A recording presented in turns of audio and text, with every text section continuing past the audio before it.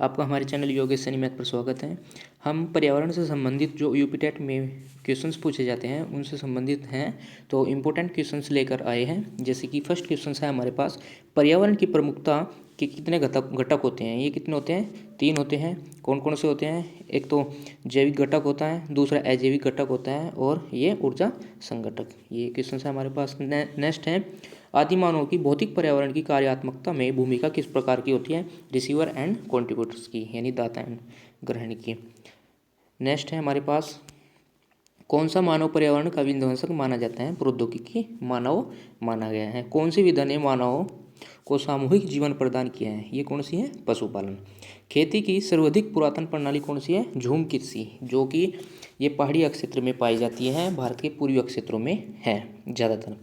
इस वीडियो में हम इम्पोर्टेंट क्वेश्चंस जो पेपर में कई बार रिपीट हुए हैं यूपी टेट के, आज तक में ही क्वेश्चंस इस वीडियो में हम करा रहे हैं। जैसे कि नेक्स्ट है हमारे पास, विश्व तथा भारत में आज भी झूम या स्थानांतर कृषि कहाँ पर प्रचलित है? दक्षिण एवं दक्षिणी पूर्वी एशिया में और पूर्वोत्तर भारत में, असम साइड में।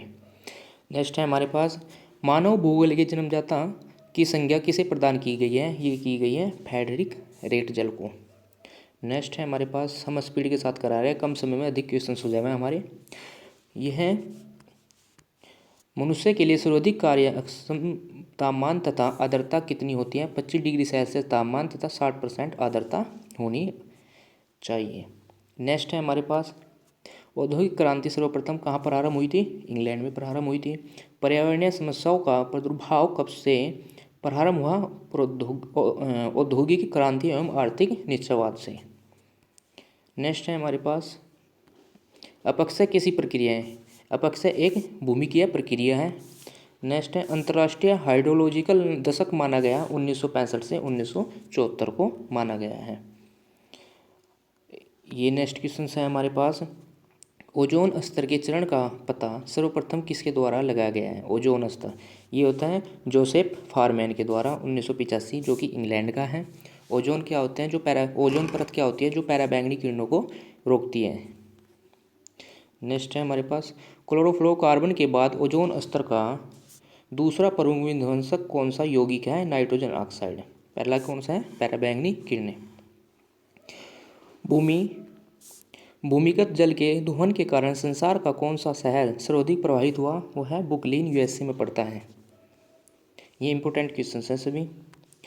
मैग्नीशियम में किन यौगिकों का प्रयोग किया जाता है? ठोस कार्बन डाइऑक्साइड एवं आयोडीन के यौगिक का। 17 क्वेश्चन हमारे पास हैं। अपने स्थान पर सैलो तथा रिगोलित आवरण पर स्तर के विघटन तथा वियोजन की प्रक्रिया को क्या कहते हैं? अपक्षय कहते हैं।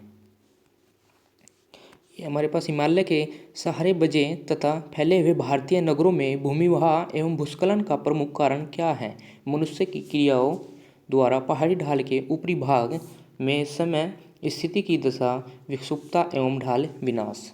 नेक्स्ट है, दक्षिण पूर्व संयुक्त राज्य अमेरिका का नरक किस नदी को कहा जाता है? टेनेसी नदी को कहा जाता है। इसके बाद है हमारे पास, भारत की दामोदर नदी परियोजना किस नदी की परियोजना की अनुकृति है? ये टेनेसी घाटी 1940 यूएसए से। विश्व की सर्वाधिक अवसाद का परिवहन करने वाली 2 नदियाँ कौन सी हैं? क्रमशः कौन कौन सी है? एक तो येलो जो चीनी में है, और गंगा नदी जो भारत की है। उत्तर भारत की अर्थव्यवस्था का मेरुदंड किसे कहा जाता है? गंगा नदी को कहा जाता है, जो गंगोत्री से निकलती है। मिस्र किसकी देन है? ये नील नदी की देन है। पश्चिम बंगाल का शोक किस नदी को कहा जाता है? दामोदर नदी को कहा जाता है। बहुत ज़्यादा क्वेश्चंस पूछा जाता है पश्चिम बंगाल का शोक वाला।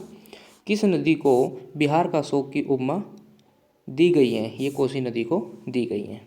नेक्स्ट है हमारे पास, भोपाल गैस त्रासदी कब और किसके कारण थी? ये 3 दिसंबर 1984 मिथाइल आइसोसाइनाइड गैस के रिसाव के कारण हुई थी। बहुत बड़ी त्रासदी हुई थी। ये बहुत ज़्यादा इंपॉर्टेंट क्वेश्चन हैं कई बार पेपर में, और यूपी टेट से संबंधित तो है ही है, लेकिन और भी एग्जाम में पूछा गया है। चेरनोबिल परमाणु दुर्घटना कब और किस देश में हुई थी? 22 अप्रैल 1986 को यूक्रेन के चेरनोबिल में हुई थी।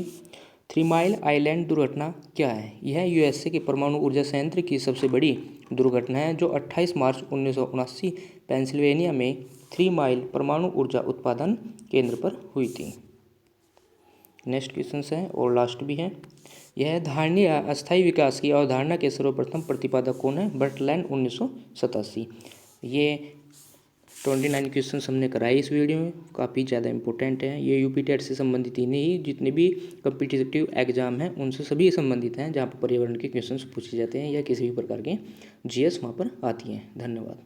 इस प्रकार से आप इस वीडियो को जब तक पेपर हो 2 या 3 बार आप देखें और इसको करें।